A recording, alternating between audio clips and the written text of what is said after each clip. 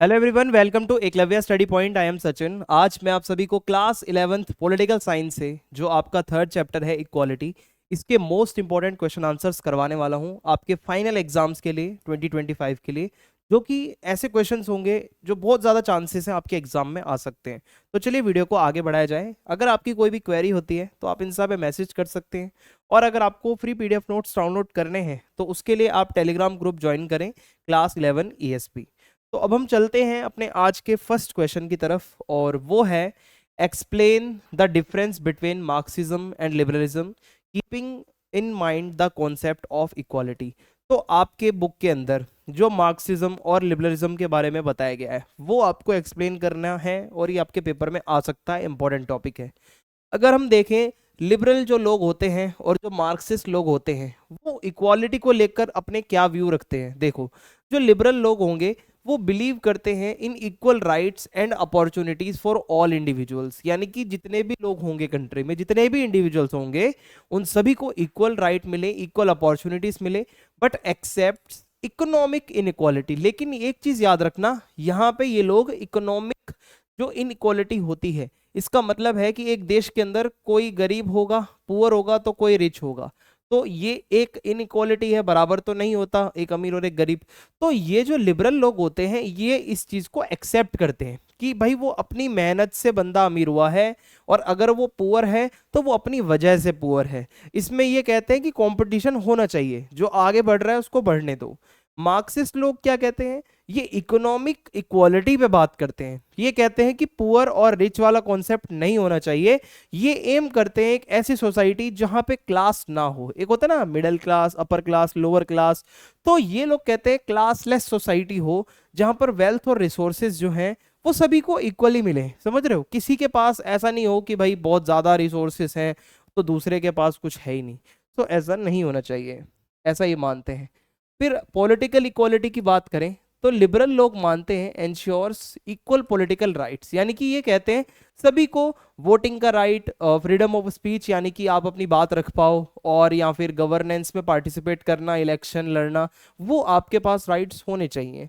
वहीं मार्क्सिस्ट लोग कहते हैं views political systems like democracy as a tool of the ruling capitalist class and seeks to establish a classless stateless society where workers rule. ये कहते हैं कि जो डेमोक्रेसी में जो गवर्नमेंट में लोग होते हैं वो क्या करते हैं, हमारा ही एक्सप्लॉइटेशन करने मतलब आते हैं। गवर्नमेंट उनके लिए एक टूल होती है एक्सप्लॉइटेशन का। तो वो मानते हैं कि एक क्लासलेस और स्टेटलेस सोसाइटी हो जहां सिर्फ वर्कर लोग जो होते हैं, क्योंकि मार्क्सिस्ट लोग ज्यादातर जो है ना इसमें वर्कर्स के लिए ही आवाज उठाते रहे हैं, तो वो लोग जो है वो रूल करें।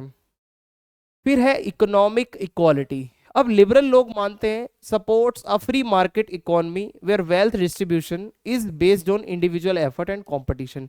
लिबरल लोग मानते हैं कि जो पैसा है, जो वेल्थ है, वो आपके इंडिविजुअल एफर्ट्स पे डिपेंड करती है। आप कितने एफर्ट्स करते हो, आप एफर्ट ज्यादा करोगे तो आप ज्यादा अमीर बनोगे, कंपटीशन में आगे रहोगे। Some welfare policies may be introduced to reduce extreme inequality। अगर बहुत ज्यादा ही inequality आ गई है एक्सट्रीम लेवल पे, तो कुछ यहाँ पे वेलफेयर पॉलिसीज आ सकती हैं, but not at that level. ठीक है। वही मार्क्सिस्ट लोग जो होते हैं वो प्राइवेट प्रॉपर्टीज को अपोज करते हैं। दिस है कि प्राइवेट कुछ भी नहीं होना चाहिए, सब कुछ जो है गवर्नमेंट के पास होना चाहिए। तो ये एडवोकेट करते हैं एक कलेक्टिव ओनरशिप, यानी कि जो जितने भी लैंड रिसोर्सेस हैं, वेल्थ है, उसकी ओनरशिप स्टेट के पास हो। ठीक है। तो ये एक इनका डिफरेंस हो जाएगा। फिर है सोशल इक्वालिटी। लिबरल लोग मानते हैं promotes equal rights for individuals. ठीक है। ये कहते हैं कि चाहे किसी का जेंडर, कास्ट, रिलीजन कुछ भी हो, ये मैटर नहीं करता, सबको इक्वल राइट्स मिलने चाहिए, but does not oppose social class differences as long as opportunities remain equal. लेकिन जो सोशल क्लासेस है, middle class, upper class, lower class, lower middle class, upper middle class, ये लोग इस चीज को अपोज नहीं करते। मार्क्सिस्ट लोग कहते हैं कि क्लास डिवीजन ही नहीं होना चाहिए, ये जो क्लासेस में हमारी सोसाइटी डिवाइडेड है ये नहीं होना चाहिए। और ये लोग मानते हैं कि एक अच्छी सोशल इक्वालिटी तभी अचीव हो सकती है जब आप इकोनॉमिक इनइक्वालिटीज को एलिमिनेट करोगे। मींस गरीबी और ये जो अमीरी के बीच का जो है ये जो गैप बढ़ता जा रहा है, ये कम करोगे, तभी एक अच्छी सोसाइटी, सोशल इक्वालिटी आ पाएगी।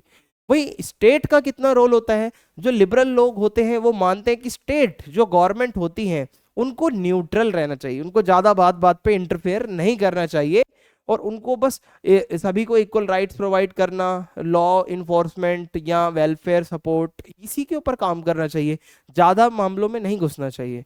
वहीं मार्क्सिस्ट लोग ऐसा मानते हैं कि स्टेट को, वो गवर्नमेंट को एक टूल मानते हैं रूलिंग क्लास का, कि भाई वो लोग जो गवर्नमेंट में बैठे हैं वो हमारा एक्सप्लॉइटेशन करने को ही बैठे हैं, और वो चाहते हैं कि एक ऐसी सोसाइटी हो जहां पर जो वर्कर्स लोग हैं वो ही सब कुछ कंट्रोल करें। ठीक है। अप्रोच टू अचीविंग इक्वालिटी, अब अगर लिबरल लोगों की माने तो ये मानते हैं कि ग्रेजुअल रिफॉर्म्स हो, लीगल राइट सबको मिले, पॉलिसीज आए लाइक एजुकेशन सभी को मिले, जॉब अपॉर्चुनिटीज सभी को मिले, वेलफेयर स्कीम्स आए, तो इस तरीके से ये मानते हैं कि इनइक्वालिटीज को हटाया जा सकता है। वहीं मार्क्सिस्ट लोग मानते हैं कि एक रेवोल्यूशन करनी पड़ेगी, कैपिटलिज्म को हटाना पड़ेगा और एक ऐसी सोसाइटी बनानी पड़ेगी जो कम्युनिस्ट सोसाइटी हो, जहां जो वेल्थ है वो पूरा इक्वली डिवाइडेड हो। ठीक है, कोई अमीर गरीब ना हो। Private property and wealth distribution, जो लिबरल लोग होते हैं वो मानते हैं कि प्राइवेट प्रॉपर्टी होनी चाहिए, कैपिटलिज्म होना चाहिए, ठीक है, ताकि फेयर कंपटीशन रहे, हर कोई अपने एफर्ट्स करे। वही मार्क्सिस्ट लोग जो है प्राइवेट प्रॉपर्टी, प्राइवेट ओनरशिप को अपोज करते हैं, और वो कहते हैं जो स्टेट है, जो गवर्नमेंट है, वो ही उसका कलेक्टिवली ओनर हो। एग्जाम्पल ऑफ इंप्लीमेंटेशन, अगर एग्जाम्पल बताऊं आपको, लिबरलिज्म के अंदर आप अगर देखोगे ये कई सारी डेमोक्रेटिक कंट्रीज में फॉलो होता है, यूनाइटेड स्टेट्स है, यूके है, इंडिया है, जहां गवर्नमेंट जो होती है वो पॉलिटिकल इक्वालिटी पे काम करती है और सोशल वेलफेयर का भी काम करती है और ज्यादा इंटरफेयर नहीं करती।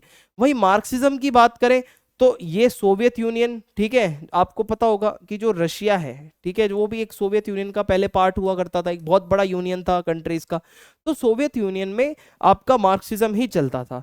चाइना के अंदर जो उसका अर्ली फेज था, जिस टाइम पे चाइना बना था एज अ कंट्री, तो वो उस टाइम पे एक तरीके से मार्क्सिज्म से ही इंस्पायर्ड था, और इस तरीके से ये एग्जाम्पल्स आप लिख सकते हो अपने एग्जाम में। ठीक है।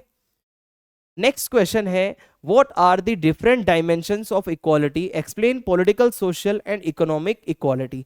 अगर आपसे पूछा जाता है कि अलग अलग जो तरीके की इक्वालिटीज हैं वो कौन सी हैं, तो आप क्या बताओगे? तो देखो, सबसे पहले आता है पॉलिटिकल इक्वालिटी, ये पॉलिटिक्स से कनेक्टेड है। आप देखोगे पॉलिटिकल इक्वालिटी का मतलब है जितने भी इंडिविजुअल्स होंगे, ठीक है, उन सभी को सेम पॉलिटिकल राइट्स मिलेंगे, सेम अपॉर्चुनिटीज मिलेंगी, चाहे उनका बैकग्राउंड कैसा भी हो, कास्ट कोई भी हो, रिलीजन, वेल्थ कुछ भी हो। ठीक है, हर सिटीजन जो है वो उस डेमोक्रेटिक प्रोसेस में, उस पॉलिटिकल प्रोसेस में मतलब पार्ट ले सकता है। अगर मैं इसके कुछ की फीचर्स बताऊं तो सबसे पहले है इक्वल राइट टू वोट, यानी कि जितने भी एडल्ट सिटीजन्स होंगे, चाहे वो कोई भी हो, उन सभी को राइट टू वोट होगा, जिसको यूनिवर्सल एडल्ट फ्रेंचाइज भी कहा जाता है। फिर है राइट टू कंटेस्ट इलेक्शंस, अगर आप इलेक्शन लड़ना चाहते हो तो वो भी आपको कोई ना रोके। ठीक है, आपका सोशल या इकोनॉमिक स्टेटस कुछ भी हो, आप इलेक्शन लड़ सकते हो। इक्वल पार्टिसिपेशन इन गवर्नमेंट, जितने भी सिटीजन होंगे उस कंट्री के, उनको राइट है कि भाई वो पॉलिटिक्स में अपना मतलब हिस्सा ले सकें या अपनी पॉलिटिकल पार्टी बना सकें, अपने व्यूज को रख सकें। और लास्ट है रूल ऑफ लॉ, यानी कि गवर्नमेंट सभी सिटीजन्स को इक्वली ट्रीट करेगी, एक कानून होगा, सभी के लिए होगा, बराबर होगा, ऐसा नहीं है अमीर के लिए अलग कानून, गरीब के लिए अलग कानून। तो ये पॉलिटिकल इक्वालिटी के कुछ की फीचर्स हैं। वहीं अगर सोशल इक्वालिटी की बात की जाए, इसका मतलब है सोसाइटी में सभी इंडिविजुअल्स को इक्वली ट्रीट किया जाएगा, उनका caste, gender, religion, race, class कुछ भी हो, सभी को सेम सोशल स्टेटस और राइट्स मिलेंगे। सबसे पहला फीचर है इसका नो डिस्क्रिमिनेशन, यानी कि किसी तरीके का कोई भी भेदभाव ना किया जाए। फिर है इक्वल एक्सेस टू अपॉर्चुनिटीज, जो गवर्नमेंट की स्कीम्स है, जो जॉब्स है, कुछ भी है, वो सभी को इक्वली अपॉर्चुनिटी उसकी मिले, चाहे एजुकेशन हो, चाहे हेल्थ केयर हो। ठीक है। फिर है अबॉलिशन ऑफ अनटचेबिलिटी, यानी कि जो पहले के समय में लोगों को, कुछ लोगों को अनटचेबल कहा जाता था, भाई इसको हाथ नहीं लगाना, ये हो जाएगा, वो हो जाएगा, तो इंडिया के अंदर तो अनटचेबिलिटी बैन है आर्टिकल 17 के अंडर, जो हमने फर्स्ट बुक में पढ़ा भी है। फिर है इक्वल रिस्पेक्ट एंड डिग्निटी, जितने भी लोग हैं, every individual has a right to live with dignity, आप डिग्निटी के साथ जियो, आपको इज्जत मिले सोसाइटी में। तो ये आपकी सोशल इक्वालिटी के फीचर्स हैं। फिर आती है इकोनॉमिक इक्वालिटी। अब जो इकोनॉमिक इक्वालिटी है इसका मतलब होता है सभी लोगों को फेयर एक्सेस मिले, यानी कि वेल्थ, रिसोर्सेस और अपॉर्चुनिटीज के मामले में सभी को वो फेयर चांस मिले जिससे वो अपनी इकोनॉमिक ग्रोथ कर पाए।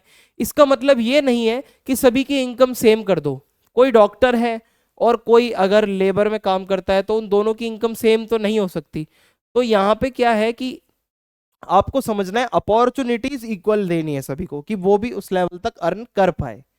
ठीक है, तो इसके अंदर की फीचर्स हैं फेयर डिस्ट्रीब्यूशन ऑफ वेल्थ, यानी कि governments implement policies to reduce income gaps. बहुत ज्यादा इनकम गैप्स भी नहीं होने चाहिए, ठीक है, जो अमीरी और गरीबी के बीच का गैप होता है। और ऐसा गवर्नमेंट देखेगी कि भाई ऐसा बिल्कुल भी ना हो जो रिच लोग हैं वो पुअर लोगों का एक्सप्लॉइटेशन कर रहे हैं या उनको तंग कर रहे हैं, ऐसा नहीं होना चाहिए। इक्वल एक्सेस टू एम्प्लॉयमेंट, यानी कि चाहे कोई भी हो उसको एक फेयर चांस मिलना चाहिए काम करने का, और जो मतलब जो रोजगार वगैरह वो करना चाहते हैं।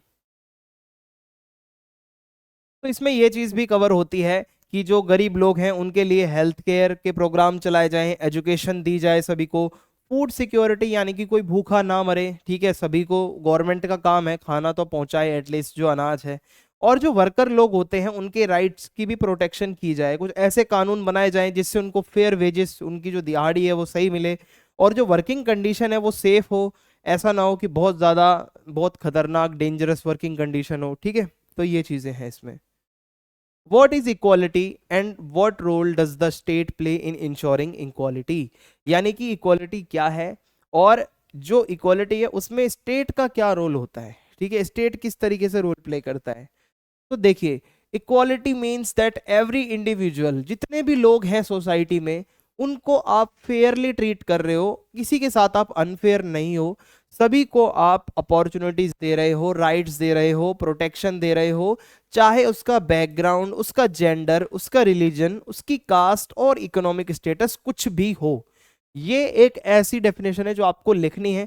अगर इक्वल मतलब जो आपका जो इक्वालिटी के बारे में क्वेश्चन आता है आपसे पूछता है। फिर है it ensures that no one faces discrimination, किसी के साथ भेदभाव नहीं होना चाहिए, and that everyone has access to resources, सभी को रिसोर्सेज मिले, अपॉर्चुनिटीज मिले जिससे वो एक अच्छा जीवन, अच्छी लाइफ जी पाए। ठीक है, अब हम देखेंगे what role does the state play in ensuring equality. State का क्या रोल होता है, मींस जो आपके देश की गवर्नमेंट है वो क्या करती है इक्वालिटी के लिए। मेकिंग लॉज अगेंस्ट डिस्क्रिमिनेशन, हमारे देश की गवर्नमेंट कानून बनाती है जिससे कि कोई भी डिस्क्रिमिनेशन किसी के साथ ना हो। So the state creates laws to protect citizens from discrimination, चाहे वो कास्ट का डिस्क्रिमिनेशन है, जेंडर का है, रिलीजियस है या इकोनॉमिक स्टेटस का है, कुछ भी ऐसा डिस्क्रिमिनेशन ना हो। For example the right to equality, जो आर्टिकल 14 से 18 है ऑफ द इंडियन कॉन्स्टिट्यूशन, वो कहता है कि सभी के साथ इक्वल ट्रीटमेंट होगा। यानी कि ये एक एग्जाम्पल आप जरूर लिख देना जिससे कि आपको पता चले कि हाँ भाई स्टेट ने क्या किया है, हमारी गवर्नमेंट ने। Laws like the schedule caste and schedule tribe act, SC ST act जिसको कहा जाता है, वो अगर मान लो कोई भी ऐसा है जो इन कम्युनिटीज से आता है, SC या ST, उनके साथ आप कुछ गलत बिहेवियर करते हो, कुछ गलत रिमार्क्स देते हो या फिर कुछ भी ऐसा एक्सप्लॉइटेटिव कुछ करते हो, तो SC ST एक्ट है जो उनको प्रोटेक्ट करता है। तो ऐसे ही हमारी गवर्नमेंट बहुत सारे कानून बनाती है, लॉज बनाती है, एक्ट लाती है जिससे कि इक्वालिटी इंश्योर हो। प्रोवाइडिंग इक्वल पॉलिटिकल राइट्स, ठीक है, जो हमारी गवर्नमेंट होती है वो सभी सिटीजन्स को जो है इक्वल पॉलिटिकल राइट्स देती है, चाहे वो वोटिंग का राइट हो। ऐसा तो नहीं है जो मेल है बस वो ही वोट डालने जाते हैं, है ना, फीमेल भी वोट्स डालती हैं, और इसके अलावा जो भी 18+ है वो वोट डाल सकता है। तो ये हमारी गवर्नमेंट ने ही किया है। आप इलेक्शन में भी कंटेस्ट कर सकते हो, आप खुद की पार्टी बना सकते हो। तो no person can be denied participation in democracy, यानी कि जो डेमोक्रेटिक प्रोसेस होता है कंट्री का उसमें किसी भी इंसान को आप डिनाई नहीं कर सकते उसके बैकग्राउंड को देखकर या उसके फाइनेंशियल स्टेटस को देखकर। फिर है ensuring equal access to education and jobs. तो जो हमारा स्टेट होता है, जो गवर्नमेंट्स होती हैं, वो क्या करती है, फ्री और कंपलसरी एजुकेशन देती है सभी बच्चों को, ऐसे कानून लाकर जैसे कि the right to education act, जिसको RTE भी कहा जाता है। इस एक्ट में यही बताया गया कि सभी बच्चों को एजुकेशन देनी है, ठीक है, कम से कम 8th क्लास तक। तो फिर है reservation policies for SC ST OBC। आपको पता है हमारे यहाँ कंट्री में रिजर्वेशन नाम से एक सिस्टम चलता है, जहाँ पे जो लोग SC हैं, ST कैटेगरी से हैं, OBC से हैं, उनको वो रिजर्वेशन कुछ ऐसे प्रोविजंस हैं जिनसे उनका अपलिफ्टमेंट हो, ठीक है, उनका कुछ जो है फायदा हो सके जो पहले नहीं हुआ। फिर है बहुत सारी एम्प्लॉयमेंट स्कीम्स है जो हमारी गवर्नमेंट लेके आती है, जैसे Mahatma Gandhi national rural employment guarantee act, जिसको मनरेगा भी कहा जाता है। इसमें भी यही था कि सभी को वर्क अपॉर्चुनिटी मिले, इक्वली सभी लोग अपना काम धंधा करें। तो गवर्नमेंट काम करती है। रिड्यूसिंग इकोनॉमिक इनइक्वालिटीज, तो गवर्नमेंट क्या करती है, टैक्सेशन पॉलिसीज लाती है। अब टैक्सेशन पॉलिसी का मतलब सीधा सीधा ये है, जो टैक्स है वो गरीब लोग तो नहीं दे रहे हैं। अभी ये टैक्सेशन सिस्टम का मतलब ही यही होता है, जो अमीर लोग हैं वो ज्यादा टैक्स देते हैं, ठीक है, और फिर वो जो टैक्स का फंड आता है उसको गरीब लोगों के लिए वेलफेयर स्कीम्स में यूज किया जाता है। तो सोशल वेलफेयर प्रोग्राम्स बहुत से चलाए जाते हैं, लाइक फूड सिक्योरिटी प्रोग्राम, जहां आपको राशन दिया जाता है, जहां आपको अनाज दिया जाता है, ठीक है, और फ्री हेल्थ केयर सरकारी हॉस्पिटल्स में, और फाइनेंशियल असिस्टेंट जो असिस्टेंस जो गवर्नमेंट आपको लोन वगैरह देती है, ठीक है, ताकि वो इकोनॉमिक गैप कम हो सके। इसके अलावा the state ensures fair wages and labour laws, बहुत सारे लेबर लॉज हैं जिसमें मिनिमम एक वो दिहाड़ी फिक्स है कि हाँ ये काम करवा रहे हो तो इतना तो भाई आप उसको दोगे ही दोगे, इतना तो उस बंदे का हक है, ठीक है, ये हमारी गवर्नमेंट का ही काम होता है देखना। Protecting legal rights, the judiciary ensures that all citizens are treated equally under the law. तो हमारे स्टेट के अंदर जो सुप्रीम कोर्ट है अभी इंडिया में, वो सबसे टॉप मोस्ट है, उससे ऊपर कुछ नहीं है। तो हमारी जुडिशरी इस चीज को इंश्योर करती है सभी सिटीजन्स को इक्वली ट्रीट किया जाए, कानून सभी के लिए इक्वल हो। Free legal aid is provided to those who can not afford legal service. अगर कोई अपना वकील नहीं कर सकता तो गवर्नमेंट उसको अपनी एक फ्री लीगल एड, जिसको आप कहते हो कि फ्री का जो एक वकील है वो प्रोवाइड करती है। लॉज अगेंस्ट डॉवरी, जो आप कहते हो दहेज, जो जबरदस्ती दहेज की मांग करना, डोमेस्टिक वायलेंस, अपनी वाइफ के साथ मारपीट करना, सेक्सुअल हरेसमेंट करना, ये सारी चीजों के ऊपर लॉज हैं, ठीक है। अगर ऐसा कुछ भी होता है तो वो पनिशमेंट दी जाती है उसके ऊपर। प्रमोटिंग जेंडर इक्वालिटी, बहुत सी पॉलिसीज हैं गवर्नमेंट लाती है जेंडर इक्वालिटी के लिए, जैसे बेटी बचाओ बेटी पढ़ाओ, ताकि फीमेल एजुकेशन को एनकरेजमेंट मिले। मैटरनिटी लीव, ठीक है, कि भाई अगर कोई प्रेग्नेंट है या डिलीवरी हुई है तो वो लीव देना, ठीक है। वर्क प्लेस में सेफ्टी रहे जहाँ पे जो विमेन काम कर रही हैं। तो गवर्नमेंट लगातार काम करती है, विमेन का रिप्रेजेंटेशन बढ़े पॉलिटिक्स में, जो उनका रिजर्वेशन होता है पंचायती राज इंस्टीट्यूशंस वगैरह में भी आपने पढ़ा था 73rd 74th अमेंडमेंट, ठीक है। तो इस तरीके से गवर्नमेंट काम करती है जेंडर इक्वालिटी के लिए भी। अपलिफ्टिंग मार्जिनलाइज्ड कम्युनिटीज, इसके अलावा हमारी स्पेशल स्कीम्स है कुछ माइनॉरिटी और जो ट्राइबल कम्युनिटीज के लोग होते हैं, जो डिसेबिलिटी वाले लोग होते हैं, पर्सन विद डिसेबिलिटी, ताकि सोसाइटी में उनका भी रोल बढ़े, वो एक इंक्लूसिव सोसाइटी बने। एफर्ट्स किए जाते हैं हेल्थ केयर, एजुकेशन और एम्प्लॉयमेंट इन लोगों तक अच्छे से पहुंचे, कि ये सभी लोग पढ़ें लिखें और इनको अच्छी हेल्थ सर्विसेज मिलें। What is the difference between natural and social inequality? तो एक तो होती है नेचुरल और एक होती है सोशल इनइक्वालिटी, ठीक है, इसमें डिफरेंस आपसे पूछा जा सकता है। तो इनइक्वालिटी एक सोसाइटी में आप अगर देखोगे तो आप उसको नेचुरल इनइक्वालिटी, जो ऐसी इनइक्वालिटी है जो आप कह सकते हो बायोलॉजिकल डिफरेंसेस से आती है, और एक है आपकी सोशल इनइक्वालिटी जो हम ह्यूमंस ने ही बनाई है। तो इन दोनों में डिफरेंस क्या है वो मैं आपको बताता हूं। देखो, नेचुरल इनइक्वालिटी क्या है? ऐसी differences that exist due to biological और फिजिकल फैक्टर्स, ठीक है, जो हमारे कंट्रोल से बाहर है। नेचुरल इनइक्वालिटी है ना, हर किसी की बॉडी टाइप अलग होता है, सब कुछ बायोलॉजिकल चीजें अलग होती हैं। वही सोशल इनइक्वालिटी है ऐसे डिफरेंसेस जो ह्यूमंस ने बनाए हैं, हमारी सोसाइटी में ये सब हुआ है और जिससे डिस्क्रिमिनेशन बढ़ता है। तो ये एक डेफिनेशन थी दोनों की। अगर मैं आपको बताऊं नेचुरल इनइक्वालिटी का क्या बेस है, तो based on biological and physical characteristics like height. अब मान लो कोई लड़का है जिसकी हाइट 5'7" है, कोई लड़का है जिसकी हाइट 5'5" है, कोई है 5'2" है। अब आप ये तो नहीं बोलोगे यार मेरे साथ अन्याय हो गया, मैं तो मेरे को इक्वल क्यों नहीं ट्रीट किया जा रहा। भाई ये आपके कंट्रोल में नहीं है, ये बायोलॉजिकल डिफरेंसेस हैं। अगर आपकी हाइट अलग है तो ये नेचुरल इनइक्वालिटी है, ये सोशल इनइक्वालिटी में नहीं आता।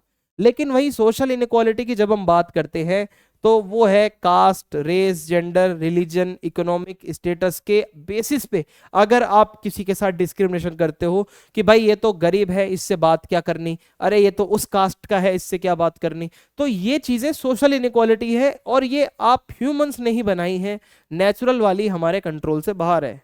जैसे कि आपकी हाइट है, आपकी स्ट्रेंथ है, आपका इंटेलिजेंस लेवल है, जो आपके जीन्स आपको मिले हैं, ये इस पर डिपेंड करता है। अगर हम देखें कॉज, नेचुरल इनइक्वालिटी का मेन कॉज क्या है, ये नेचुरल है, जेनेटिकल है, तो ये क्या है हमारे ह्यूमंस के कंट्रोल से बाहर थी, मैंने आपको बताया। लेकिन सोशल इनइक्वालिटी का मेन कॉज है हम ह्यूमंस ने, हमारी जो सोसाइटी रही है हमने ही, आप देखोगे हिस्ट्री जब आप पढ़ोगे तो ये सोशल इनइक्वालिटी हमने ही तो लाई है। ये ट्रेडिशंस बनाना, ये रूल्स बनाना, ये पॉलिसीज बनाना, इस तरीके की डिस्क्रिमिनेटरी, ये सब ह्यूमंस ने ही किया है, भगवान ने या ऊपर वाले ने, नेचर ने तो नहीं किया। कैन इट बी चेंज्ड, क्या आप नेचुरल इनइक्वालिटी को बदल सकते हो? तो नहीं बदल सकते। आपकी जो हाइट फिक्स हो गई वो हाइट फिक्स है, 5'8" हो तो 5'8" ही रहोगे भाई। आप ये नहीं है 5'8" से 6 फुट के या 6.5 फुट के हो जाओगे, आप कुछ ऐसा कर दोगे, ठीक है। ये कोई भी कानून बनाकर, कोई सोशल एफर्ट्स करके आप नेचुरल इनइक्वालिटी को नहीं बदल सकते। लेकिन सोशल इनइक्वालिटी को बदला जा सकता है। अगर आप देखो कि सोशल इनइक्वालिटी का एग्जांपल था अनटचेबिलिटी, जो एक टाइम पे किसी को अछूत कहना, तो इसको तो हटाया जा सकता है ना, हम ऐसे लॉज बना सकते हैं जिससे कि अनटचेबिलिटी को अबॉलिश कर दो, खत्म कर दो, ठीक है। पॉलिसीज आ सकती हैं जिनसे इन लोगों का अपलिफ्टमेंट भी हो। तो जो सोशल इनइक्वालिटी है वो चेंज हो सकती है, बट नेचुरल इनइक्वालिटी चेंज नहीं हो सकती। एग्जाम्पल्स मैं आपको दे देता हूं नेचुरल इनइक्वालिटी के। तो some people are naturally taller, है ना, कुछ नेचुरली लंबे होते हैं, स्ट्रांग होते हैं, ज्यादा इंटेलिजेंट होते हैं। वहीं कुछ लोग ऐसे भी होते हैं जो डिसेबिलिटीज के साथ पैदा होते हैं, ठीक है, किसी को चलने में दिक्कत है, किसी को बोलने में दिक्कत है, और कोई कोई फिजिकली फिट होता है। कोई होता है किसी का स्किन टोन, किसी का कॉम्प्लेक्शन डार्क होता है तो किसी का फेयर होता है, किसी की वॉइस अलग होती है, हैवी होती है, किसी का हेयर टाइप करली होता है। तो ये सब नेचुरल वेरिएशंस हैं। और जो सोशल इनइक्वालिटी है, ठीक है, वो क्या है? कास्ट डिस्क्रिमिनेशन, जैसे इंडिया में होता था, भाई मैं तो ऊंची कास्ट का हूं, मैं तो लोअर कास्ट से बात नहीं करूंगा, ये कास्ट डिस्क्रिमिनेशन है। जेंडर इनइक्वालिटी, यानी कि जो एक मेन और विमेन सेम जॉब कर रहे हैं उसके लिए मेन को अलग दिहाड़ी दो, विमेन को अलग दो, तो ये जेंडर इनइक्वालिटी। रेशियल डिस्क्रिमिनेशन, यानी कि जैसे ये साउथ अफ्रीका में होता था, जो लोग ब्लैक्स होते थे उनके लिए अलग था सब कुछ, ठीक है, आपने पढ़ा होगा अपार्थाइड वाला जो पॉलिसी है। फिर इकोनॉमिक इनइक्वालिटी, यानी कि रिच वर्सेस पुअर करना। तो ये सारे एग्जांपल्स थे जो मैंने आपको बताए। इफेक्ट ऑन सोसाइटी, तो इसका क्या असर पड़ता है? Natural inequality does not create injustice unless it is used to justify discrimination. For example high differences do not affect human rights, यानी कि जो नेचुरल इनइक्वालिटी है उसका कोई ऐसा एज सच आपके उस पर नहीं फर्क पड़ता। ये नहीं है कि हाइट में आप अलग अलग हो तो आपको कम ह्यूमन राइट्स मिलेंगे, ज़्यादा ह्यूमन राइट्स मिलेंगे, है ना, वो सबके लिए इक्वल रहता है। सोशल इनइक्वालिटी की बात करें तो होता क्या है, सोशल इनइक्वालिटी हो तो इससे डिस्क्रिमिनेशन बढ़ता है, इनजस्टिस बढ़ता है, एक्सप्लॉइटेशन बढ़ता है, और इससे एक कॉन्फ्लिक्ट बहुत ज़्यादा बढ़ जाते हैं, सोसाइटी बहुत ज़्यादा खराब हो जाती है। Role of the state in addressing inequality, अब स्टेट का क्या रोल है? भाई नेचुरल इनइक्वालिटी को तो स्टेट हटा नहीं सकता, बट कुछ मदद कर सकता है, जैसे डिसेबल लोगों को वो व्हील चेयर दे देना, जिनको दिखता नहीं है उनके लिए कुछ ऐसा करना। लेकिन सोशल इनइक्वालिटी के लिए स्टेट एक्टिवली काम कर सकता है, लॉज बनाकर, रिजर्वेशन पॉलिसीज लाकर, वेलफेयर प्रोग्राम्स लाकर, एजुकेशन, मतलब उनको एजुकेशन का एक्सेस देना, ठीक है। अब मैं आपको बेसिकली, ये आप एक टेबल है ये देख लेना, ठीक है, ये जितना भी मैंने आपको बताया है ना इस क्वेश्चन में, ये एक नटशेल में आप इसको यहाँ से समझ सकते हो कि क्या क्या डिफरेंसेस होते हैं। तो इसी के साथ आज की ये वीडियो यहाँ पे हम समाप्त करते हैं, मिलेंगे अगली वीडियो में और आपको और इंपॉर्टेंट क्वेश्चन आंसर्स करवाऊंगा।